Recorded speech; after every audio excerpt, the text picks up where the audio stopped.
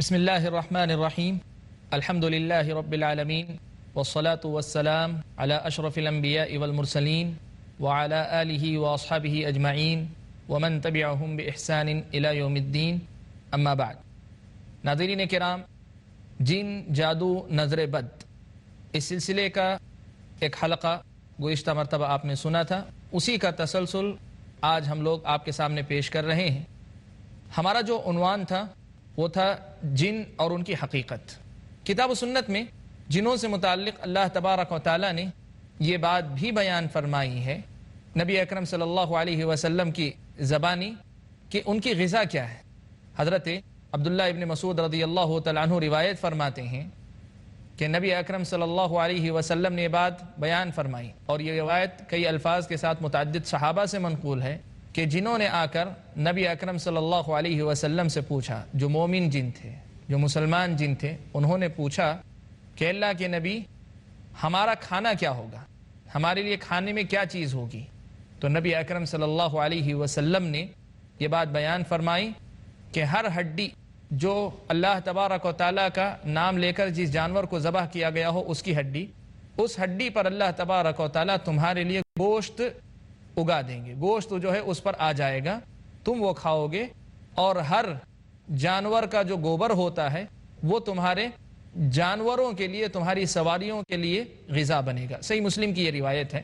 اس حدیث سے ایک بات تو یہ معلوم ہوتی ہے کہ جن کھاتے پیتے بھی ہیں، جن کھاتے پیتے ہیں، یہ صفت فرشتوں کی نہیں ہے، فرشتے کھاتے پیتے نہیں، لیکن جنوں کے بارے میں یہ بات معلوم ہوتی ہے کہ وہ کھاتے پیتے بھی ہیں، اور خاص طور پہ یہ بات معلوم ہوتی ہے کہ جو مومن جن ہیں، جو مسلمان جن ہیں، ان کے لیے اللہ تبارک و تعالیٰ نے نبی اکرم صلی اللہ علیہ وسلم کی زبانی یہ غذا میسر کی ہے کہ جو حلال جانور اللہ کے نام سے ذبح کیے جاتے ہیں، وہ جانور، ان کی ہڈیوں پر اللہ تبارک و تعالیٰ ان کے لیے گوشت اگا دیتے ہیں۔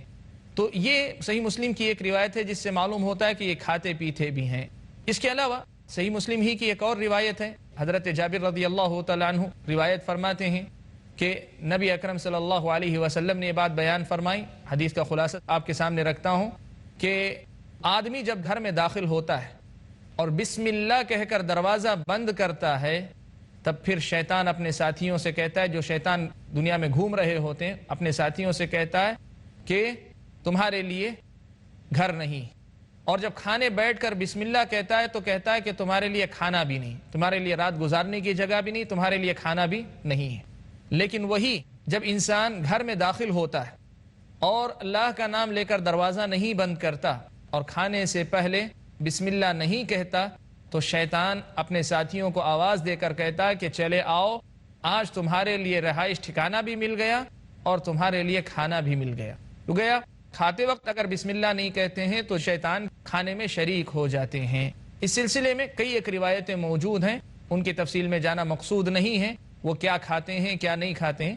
البتہ سرکش جنوں کے تعلق سے جو کافر جن ہیں، ان سے متعلق یہ بات ثابت ہے کہ غیر اللہ کے نام پر ذبح کیا گیا جانور وغیرہ وہ سب کھا لیتے ہیں۔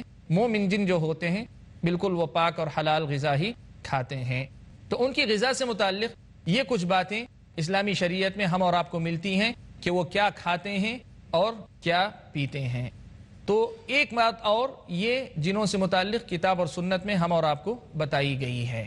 جنوں کا ٹھکانہ کیا ہے، جن رہتے کہاں ہیں، اس سلسلے میں عام طور پہ یہ باتیں مشہور ہیں، بہت زیادہ مشہور ہیں کہ جن ویران علاقوں میں رہتے ہیں، جھاڑیوں میں رہتے ہیں، جنگلات میں رہتے ہیں، کھنڈرات میں رہتے ہیں، ایسے راستے جو انتہائی خوفناک سمجھے جاتے ہیں اس قسم کے راستوں پہ رہتے ہیں۔ اس قسم کی باتیں مشہور بہت ہیں۔ البتہ اللہ کے نبی صلی اللہ علیہ وسلم کی حدیث سے یہ بات معلوم ہوتی ہے کہ نبی اکرم صلی اللہ علیہ وسلم نے یہ بات بیان کی ہے کہ جھاڑیاں جو ہوتی ہیں اس میں جن ہو سکتے ہیں۔ جو روایت میں نے آپ کے سامنے قضاء حاجت کی دعا کے سلسلے میں نقل کی تھی، صحیح بخاری و مسلم کی، یہی روایت حضرت زید بن ارقم رضی اللہ تعالیٰ عنہ سے سنن ابی داؤد کے اندر ان الفاظ کے ساتھ مروی ہے کہ نبی اکرم صلی اللہ علیہ وسلم نے فرمایا کہ یہ جو جھاڑیاں ہوتی ہیں، یہ جھاڑیاں مسکن ہوا کرتی، ٹھکانہ ہوا کرتی، محتضرہ، اللہ کے نبی صلی اللہ علیہ وسلم نے لفظ استعمال فرمایا محتضرہ، یعنی یہاں پر جن رہا کرتے ہیں، جیسے امام خطابی رحمۃ اللہ علیہ نے سنن ابی داؤد کی شرح میں یہ بات لکھی ہے کہ اس لفظ کا مطلب یہ کہ یہ جھاڑیاں جنوں کا مسکن ہوا کرتی ہیں. عرب کے لوگ اسی قسم کی جھاڑیوں کی آڑ میں قضاء حاجت کے لیے جایا کرتے تھے. تو یہ کہا گیا کہ جب تم قضاء حاجت کے لیے جاؤ تو تم خبیث جنوں اور جنیوں سے پناہ مانگا کرو. اور یہی حکم ان مقامات کے لیے بھی ہے جہاں لوگ قضاء حاجت کرتے ہیں. ویسے برے جنوں سے متعلق یہ بات اہل علم نے نقل کی ہے، اور علامہ ابن تیمیہ رحمۃ اللہ علیہ نے کئی ایک مقامات پہ نقل کی ہے یہ بات کہ یہ جن رہتے کہاں ہیں. کہا جہاں پر جو ہے گندگی ہوتی ہے اس مقام پر رہتے ہیں، جہاں پر جو ہے غیر اللہ کی عبادت کی جاتی ہے اس مقام پہ رہتے ہیں. کئی ایسے مقبرے قبرستان ہوتے ہیں جہاں جن اپنا ڈیرا ڈالے ہوئے ہوتے ہیں. کئی ایسے مقامات ہوتے ہیں جہاں اللہ تعالیٰ کی نافرمانی ہوتی ہے تو جن اور نافرمان جو جن ہوتے ہیں وہ اس مقام پہ رہا کرتے ہیں. یہ بات علامہ ابن تیمیہ رحمۃ اللہ علیہ نے لکھی ہے. تو جنوں کے ٹھکانے سے متعلق یہ بات پتہ چلتی ہے کہ اللہ کے نبی صلی اللہ علیہ وسلم نے بات بتائی کہ جھاڑیوں وغیرہ میں رہتے ہیں، اور اہل علم نے اور کئی ایک مقامات ان کے تعلق سے لکھے ہیں. تو یہ باتیں بھی قرآن و سنت کی روشنی میں ہمارے اور آپ کے سامنے آتی ہیں کہ جنوں کا اپنا ٹھکانہ بھی ہوتا ہے. ایک اور مسئلہ جو کتاب و سنت کی روشنی میں بیان کیا گیا ہے، اور یہ بڑا اہم مسئلہ ہے، یہ بڑا اہم مسئلہ ہے، اس کو پوری نزاکت کے ساتھ سمجھنا ضروری ہے، پوری نزاکت اور پوری باریکی کے ساتھ سمجھنا ضروری ہے. وہ یہ کہ جنوں کو آگ سے پیدا کیا گیا ہے لیکن ان کی شکل کیا ہے یہ ہم نہیں جانتے، اس لیے کہ اللہ تعالیٰ نے اس تعلق سے کوئی واضح ہدایت ہمیں نہیں دی، نبی اکرم صلی اللہ علیہ وسلم نے نہیں بتائی بات. تو کیا ان کی کوئی شکل و صورت ہے کہ نہیں ہے، کوئی طے شدہ شکل و صورت ہے کہ نہیں ہے؟ اللہ تبارک و تعالیٰ بہتر جانتے ہیں. قرآن مجید کے اندر کچھ باتیں جنوں سے متعلق کہی گئی ہیں جو ہم آپ کے سامنے رکھتے ہیں، اور کچھ باتیں اللہ کے نبی صلی اللہ علیہ وسلم کی احادیث کے سلسلے میں. عام طور پہ برے جن کا یا شیطان کا جب تصور آتا ہے تو ایک تصویر بہت زیادہ عام ہے، ایک تصویر بہت زیادہ عام ہوتی ہے کہ بالکل جو ہے مطلب ایک سیاہ شکل، اس کے 2 دانت نکلے ہوئے اور اس کے 2 سینگ نکلے ہوئے ہوتے ہیں، اور ان کے اندر سے جو ہے منہ سے دھواں نکل رہا ہوتا ہے. یہ ایک شکل ہے. مورخین نے بات نقل کی ہے کہ یہ بعد کے دور کے نصارہ کے پاس یہ شکل عام تھی، مسلمان علماء نے یہ شکل نہیں دی. جنوں کی یا جو ہے سرکش شیطان کی یہ شکل کہ ابلیس اس شکل کا ہے یا جن اس شکل کا ہے، یہ بات قرآن و سنت میں کہیں نہیں آئی. البتہ کچھ باتیں ایسی ملتی ہیں جن سے جو ہے ان کی صورت شکل کے سمجھنے میں شاید کچھ مدد مل سکے. ان میں سے ایک آیت کریمہ یہ ہے جو سورہ اعراف میں اللہ تعالیٰ نے یہ بات بیان فرمائی کہ وَلَقَدْ ذَرَأْنَا لِجَهَنَّمَ كَثِيرًا مِنَ الْجِنِّ وَالْإِنسِ لَهُمْ قُلُوبٌ لَا يَفْقَهُونَ بِهَا. اللہ تبارک و تعالیٰ نے پوری آیت میں یہ بات بیان فرمائی کہ ہم نے جہنم کے لیے جنوں اور انسانوں میں سے بہت سی چیزوں کو پیدا کیا، بہت سے لوگوں کو پیدا کیا. اب جنوں اور انسانوں دونوں کے بارے میں اللہ تعالیٰ نے یہ بات کہی ہے کہ لَهُمْ قُلُوبٌ لَا يَفْقَهُونَ بِهَا، ان کے دل ہیں لیکن اس سے سمجھتے نہیں. وَلَهُمْ أَعْيُنٌ لَا يُبْصِرُونَ بِهَا، ان کی آنکھیں ہیں لیکن اس سے دیکھتے نہیں. وَلَهُمْ آذَانٌ لَا يَسْمَعُونَ بِهَا، ان کے کان ہیں لیکن اس سے سنتے نہیں. یعنی مطلب یہ ہے کہ دل ہیں لیکن بات کو سمجھنا نہیں چاہتے، آنکھیں ہیں لیکن اس سے حقیقت کو دیکھنا نہیں چاہتے، آنکھیں پھیر لیتے ہیں، اور کان ہیں لیکن اس سے حقیقت کو سننا نہیں چاہتے. یہ جو سرکش انسان جو ہوتے ہیں ان سے متعلق بھی بات ہے، اور جو سرکش جن ہوتے ہیں جو جہنم کا ایندھن بننے والے ہیں ان کے متعلق اللہ تعالیٰ نے کہی. لیکن اس میں یہ بات ضرور معلوم ہوتی ہے کہ اللہ تعالیٰ نے دل، آنکھ اور کان ہونے کے تعلق سے اس میں بات کہی ہے، تو ان کی یہ سب صفات ہیں یا ان کی شکل و صورت میں یہ چیزیں شامل ہیں، اس کا پتہ چلتا ہے. ایسے ہی حدیث میں اس بات کا تو ثبوت ملتا ہے کہ ابلیس کے 2 سینگ ہیں. اللہ کے نبی صلی اللہ علیہ وسلم نے متعدد احادیث کے اندر اس مسئلے کی طرف توجہ دلائی. اللہ کے نبی صلی اللہ علیہ وسلم نے عین سورج کے طلوع ہوتے وقت اور عین سورج کے غروب ہوتے وقت نماز پڑھنے سے منع کیا، سجدہ کرنے سے منع کیا، اور خاص طور پہ اس کا سبب یہ بیان کیا کہ وہ شیطان کے 2 سینگ کے درمیان طلوع ہوتا ہے، شیطان کے 2 سینگوں کے درمیان طلوع ہوتا ہے. تو اس مسئلے کو لے کر بات اہل علم نے بات لکھی ہے کہ شیطان کے سینگ بھی ہیں، لیکن کیا وہ سینگ ویسے ہی ہیں جیسے اس شکل میں، اس فوٹو میں یا اس تصویر میں جو عام طور پہ رائج ہیں؟ تو اہل علم نے کہا ان کی کیفیت اللہ تعالیٰ نے نہیں بیان کی. تو جو نقطہ میں اس وقت آپ کے سامنے رکھنا چاہ رہا ہوں، کیا شیطان کی کوئی صورت ہے، کوئی شکل ہے؟ تو ہاں، یقیناً کوئی صورت ہے، اور اس شیطان کے یا اس جن کے بننے کے اندر ان ساری چیزوں کا دخل ہے. ان کے دل بھی ہیں، ان کی آنکھیں بھی ہیں، ان کے کان بھی ہیں. شکل کیا ہے یہ اللہ تبارک و تعالیٰ ہی بہتر جانتے ہیں۔ لیکن کیا اس کا مطلب یہ ہے کہ ان کی کوئی شکل ہے کہ نہیں، یا پھر دوسرے الفاظ میں کیا ہم عام انسان اس کو اس کی اصلی شکل میں دیکھ سکتے ہیں کہ نہیں دیکھ سکتے ہیں؟ اس سلسلے میں ایک مشہور مسئلہ ہے، اس کی وضاحت بھی ہو جائے گی اور ہمارا مسئلہ بھی حل ہو جائے گا۔ امام بیہقی نے مناقب الامام الشافعی میں یہ بات نقل کی ہے کہ امام شافعی رحمۃ اللہ علیہ نے یہ بات فرمائی، ارشاد فرمائی، کہا کہ جو آدمی یہ کہے کہ میں نے جن کو دیکھا ہے، جو آدمی یہ دعویٰ کرے کہ میں نے جن کو دیکھا ہے، تو اس آدمی کی شہادت ہم باطل کر دیں گے، قبول نہیں کریں گے، الا یہ کہ وہ نبی ہوں۔ یعنی امام شافعی کے جملے کا سیدھا سا مطلب یہ تھا کہ نبی کے علاوہ کوئی جن کو دیکھ نہیں سکتا۔ اگر کوئی یہ کہتا ہے کہ اس نے دیکھا ہے تو وہ ہماری نظر میں ایسا جھوٹا ہے کہ ہم آگے اس کی کوئی گواہی قبول نہیں کریں گے۔ کہ اس کا مطلب یہ ہے کہ امام شافعی یہ سمجھتے تھے کہ جن دکھائی نہیں دے سکتا، دیکھا ہی نہیں جا سکتا۔ حافظ ابن حجر رحمۃ اللہ علیہ جو خود شافعی مسلک کے بہت بڑے امام سمجھے جاتے ہیں، اور صحیح بخاری کی جنہوں نے شرح فتح الباری لکھی ہے، فتح الباری میں امام شافعی رحمۃ اللہ علیہ کی اس جملے کی وضاحت کرتے ہوئے کہتے ہیں کہ اس کا مطلب یہ نہیں ہے کہ امام شافعی رحمۃ اللہ علیہ اس سے انکار کر رہے ہیں کہ کوئی جنوں کو دیکھ سکتا ہے۔ پھر اس کا مطلب کیا ہے؟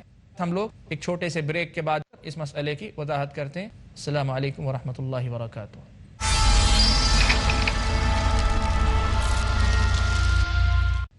ناظرین کرام، بریک پر جانے سے پہلے ہم لوگوں نے یہ مسئلہ سنا تھا کہ امام شافعی رحمۃ اللہ علیہ نے یہ بات کہی کہ جو آدمی یہ کہتا ہے کہ اس نے جن کو دیکھا ہے، ہم اس کی شہادت کو باطل کر دیں گے، الا یہ کہ وہ نبی ہوں، تو نبی ان کو دیکھ سکتے ہیں۔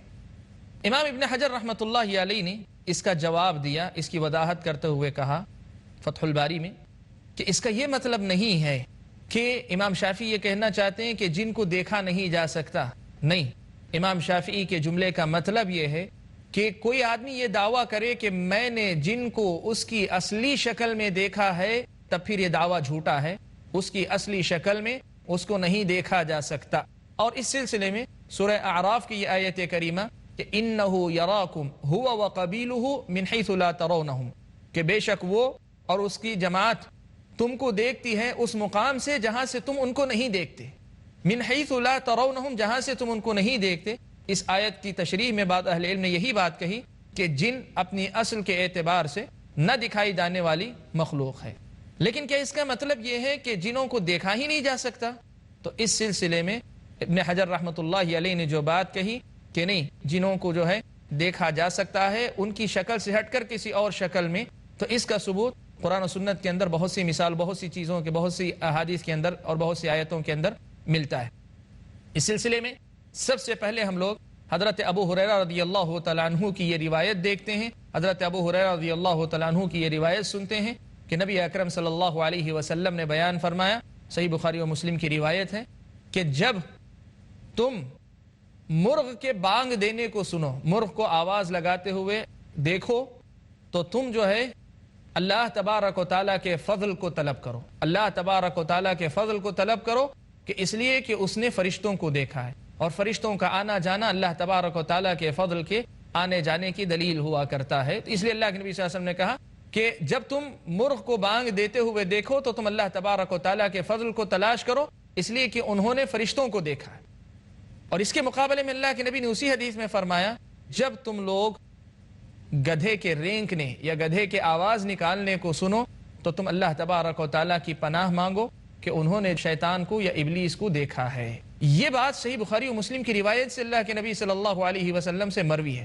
تو اس سے معلوم ہوتا ہے کہ نبی اکرم صلی اللہ علیہ وسلم نے یہ بات بتائی ہے کہ جانور جنوں کو دیکھتے ہیں۔ اور ایک دوسری روایت اسی سلسلے کی سنن ابی داؤد کی ہے، جس میں یہ الفاظ بھی ہیں کہ جب تم گدھے کے رینکنے اور کتے کے بھونکنے کو سنو تو تم جو ہے اللہ تعالیٰ کی پناہ مانگو، اس لیے کہ اس نے جن کو یا شیطان کو دیکھا ہے۔ تو اس سے معلوم ہوا کہ جن کو جو ہے دیکھا جا سکتا ہے، لیکن اس کی اپنی اصلی شکل میں نہیں، اس کی اصلی شکل میں نہیں دیکھا جاتا، یہ پہلے حصے سے ثابت ہوا، لیکن اس کو دیکھا جا سکتا ہے، وہ اس دوسرے حصے سے یہ بات ثابت ہوئی۔ یہاں پہنچ کر ہم ایک بہت ہی اہم مسئلے کو جو ہے چھیڑنا چاہتے ہیں، ایک بہت ہی اہم مسئلے پر گفتگو کرنا چاہتے ہیں، اور وہ مسئلہ ہمارے اس موضوع کا انتہائی اہم پہلو ہے وہ یہ کہ اللہ تبارک و تعالیٰ نے جنوں کو شکلیں بدلنے کا اختیار دیا ہے، شکلیں بدلنے کی طاقت اللہ تبارک و تعالیٰ نے ان کو عطا کی. وہ مختلف لوگوں کی شکلیں اختیار کر سکتے ہیں، وہ مختلف لوگوں کی صورت میں آ سکتے ہیں. یہ بات بہت سے مقامات پر اللہ کے نبی صلی اللہ علیہ وسلم سے منقول ہے. میں آپ کے سامنے اس سلسلے میں کچھ حوالے نقل کرتا ہوں جو مجھ کو اور آپ کو اس مسئلے کو سمجھنے میں بہت مدد دیں گے. اس سلسلے کا سب سے پہلا جو حوالہ ہے کہ جن یا شیطان یا ابلیس جو ہوتے ہیں وہ شکل بدل کر آ سکتے ہیں، انسانی شکل میں آ سکتے ہیں، جانوروں کی شکل میں آ سکتے ہیں. اس کا جو ہے مطلب ثبوت سب سے پہلے جو ہے حضرت ابو ثعلبہ خشنی رضی اللہ تعالیٰ عنہ کی روایت کردہ حدیث ہے. معجم طبرانی وغیرہ کی یہ روایت ہے. نبی اکرم صلی اللہ علیہ وسلم نے یہ بات بیان فرمائی، کہا کہ الجن ثلاثۃ اصناف، جن 3 قسم کے ہیں. جن جو ہے 3 قسم کے ہیں. یہ قسم تو وہ ہے جن کے پر ہیں ہواؤں میں اڑتے ہیں، جن کے پر ہیں جو ہواؤں میں اڑتے ہیں. دوسری قسم اللہ کے نبی صلی اللہ علیہ وسلم نے بیان فرمائی، کہا حیات و کلاب، سانپ اور کتے کی شکل میں آتے ہیں. اور اللہ کے نبی نے تیسری قسم کے بارے میں شکل نہیں ذکر کی، ان کی صفت بیان کی. اللہ کے نبی نے کہا تیسری قسم جنوں کی وہ ہیں جو کسی بھی مقام پہ اترتے سفر کرتے رہتے ہیں. اسی بات معلوم ہوتی ہے کہ جن ایک ہی شکل میں نہیں، وہ مختلف شکلوں میں ہوتے ہیں. ہواؤں میں اڑتے ہیں، پرندوں کے پر لگا کر اڑنے والے بھی ہوتے ہیں، اور کتے اور سانپ کی شکل میں بھی ہوتے ہیں. یہ تو حدیث سے یہ بات ثابت ہوئی. اس کے علاوہ تاریخ سے بہت سے حوالے ہمارے اور آپ کے سامنے ملتے ہیں جن کا تذکرہ مختلف احادیث کی کتابوں میں بھی ہے. سب سے بڑا جو حوالہ مجھ کو اور آپ کو اس سلسلے میں ملتا ہے وہ ہے نبی اکرم صلی اللہ علیہ وسلم کے قتل کا جب مشورہ ہو رہا تھا. آپ جانتے ہیں مکہ کے سارے مشرک مل کر اللہ کے نبی صلی اللہ علیہ وسلم کی دعوت کی مخالفت کرتے ہیں. مخالفت کرتے کرتے کرتے جب تنگ آ جاتے ہیں تو اخیر میں مل کر یہ مشورہ کرتے ہیں کہ محمد صلی اللہ علیہ وسلم سے کیسے چھٹکارا پایا جائے، اس لیے کہ ان کی وجہ سے ہمارے آبا و اجداد کا دین جو ہے وہ رفتہ رفتہ جو ہے کمزور ہوتا جا رہا ہے. لوگ ہمارے آبا و اجداد کے دین سے پھرتے جا رہے ہیں. یہ بات تاریخ کی کتابوں میں، سیرت کی کتابوں میں متعدد علماء نے لکھی ہے کہ جب یہ مشورہ ہو رہا تھا دار الندوہ میں، مکہ کی پارلیمنٹ میں جب یہ مشورہ ہو رہا تھا تو اس وقت شیطان بھی شیخ النجدی، نجد کے ایک بوڑھے آدمی کی شکل میں شریک ہوا تھا. نجد کہتے ہیں زمین کا اونچا علاقہ، زمین کا اونچا علاقہ. مکہ جو ہے ایک نشیب کا علاقہ سمجھا جاتا ہے، تو یعنی مکے کا نہیں تھا، کہیں باہر کے دور دراز علاقے سے آیا ہوا ایک بوڑھا آدمی تھا. تو شیطان شیخ النجدی، نجد کے ایک بوڑھے آدمی کی شکل میں اس مشورے میں شامل ہوا تھا. لوگوں نے پوچھا تو اس نے کہا کہ میرا بھی وہی مقصد ہے جو تمہارا مقصد ہے. اور یہ مشورہ یہ ہوا تھا کہ نبی اکرم صلی اللہ علیہ وسلم سے یا محمد سے کیسے چھٹکارا پایا جائے. تو آپ کے سامنے سیرت کی کتابوں میں آپ پڑھیں یہ واقعہ، یہ بات نقل کی گئی ہے کہ ابلیس نے اس معاملے میں بڑھ چڑھ کر حصہ لیا تھا اور اپنا جو ہے یہ کردار اس نے پیش کیا تھا. لوگوں نے اس کے سامنے یہ بات رکھی کہ ایسا کیا جائے کہ محمد صلی اللہ علیہ وسلم کو نکال باہر کیا جائے، مکے سے نکال دیں گے، جلا وطن کر دیں گے. تو ابلیس نے مخالفت کی، کہا کہ اس سے تو ان کا معاملہ اور آسان ہو جائے گا، مدینے میں یا دوسرے مقام پہ اپنے ساتھیوں کے ساتھ رہ کر وہ طاقتور ہو جائیں گے. دوسرا مشورہ کسی نے دیا، کہا کہ نہیں، ہم ان کو گھر میں قید کر کے رکھ لیں گے، ہم ان کو گھر میں قید کر کے رکھ لیں گے. تو شیطان نے اس کی بھی مخالفت کی، کہا کہ نہیں، تم قید کر کے رکھو گے، کل ان کے ساتھی آئیں گے، حملہ کریں گے، کسی نہ کسی طریقے سے چھڑا کر لے جائیں گے. بلکہ شیطان نے یہ کہا تھا کہ محمد کا رب ان کو جو ہے اس قید سے آزاد کر کے ان کے ساتھیوں تک پہنچا دے گا. پھر تیسرا مشورہ ابو جہل جو اس امت کا فرعون ہے، اس نے یہ مشورہ دیا، کہا کہ میری رائے یہ ہے کہ ہر قبیلے سے ایک صحت مند نوجوان لے لیا جائے اور یہ صحت مند نوجوان گھر کو گھیر لیں محمد صلی اللہ علیہ وسلم کے، اور صبح سویرے جب وہ گھر سے نکلیں تو ایک ہی ساتھ ایک ہی وار کی شکل میں سب لوگ جو ہے اپنی تیز دھار تلواروں سے نبی اکرم صلی اللہ علیہ وسلم پر حملہ کر دیں. اس سے کیا ہوگا؟ خون سب قبیلوں میں بڑھ جائے گا اور محمد صلی اللہ علیہ وسلم کا قبیلہ ان سے بدلہ لینے کی جرات نہیں کرے گا. تو ابلیس نے کہا کہ ھذا ھو الرائے، اس امت کے فرعون نے مشورہ دیا، ابلیس نے تائید کی، کہا کہ یہی رائے ہے. تو یہ واقعہ جو ہے یہ سیرت کا بہت مشہور و معروف واقعہ اور تقریباً سیرت کی کتابوں میں مذکور ہے کہ جب اللہ کے نبی صلی اللہ علیہ وسلم کے قتل کا مشورہ ہو رہا تھا، اس وقت نجد کے ایک بوڑھے آدمی کی شکل میں یہ شیطان شریک ہوا تھا۔ تو اس واقعے سے جو بات ہم ثابت کرنا چاہ رہے ہیں، جو بات بتانا چاہ رہے ہیں وہ یہ کہ شیطان کو اللہ تبارک و تعالیٰ نے یا جنوں کو اللہ تبارک و تعالیٰ نے شکل بدلنے کی طاقت دی ہوئی ہے، صورت بدلنے کی طاقت اللہ تبارک و تعالیٰ نے دی ہوئی ہے۔ جیسا کہ آپ نے دیکھا کہ ابلیس نجد کے ایک بوڑھے آدمی کی شکل میں اس میٹنگ کے اندر شریک ہوا تھا، اور پوری میٹنگ میں وہ آخر تک موجود رہا، اور جب فیصلہ ہوا تو پھر وہ واپس لوٹ گیا۔ تو یہ مسئلہ بڑا اہم ہے کہ شیطان کو انسان کی شکل یا کوئی اور شکل اختیار کرنے کی طاقت اللہ تبارک و تعالیٰ نے دی ہے۔ ایسا ہی ایک اور واقعہ تاریخ سے ہم اور آپ کو ملتا ہے، وہ واقعہ ہے جنگ بدر کے موقع کا۔ جنگ بدر کے موقع پر شیطان ایک مرتبہ اور مشرکین مکہ کے ساتھ ان کی مجلس شورا میں شامل ہوا تھا، حضرت سراقہ ابن مالک ابن جوشم کی شکل میں۔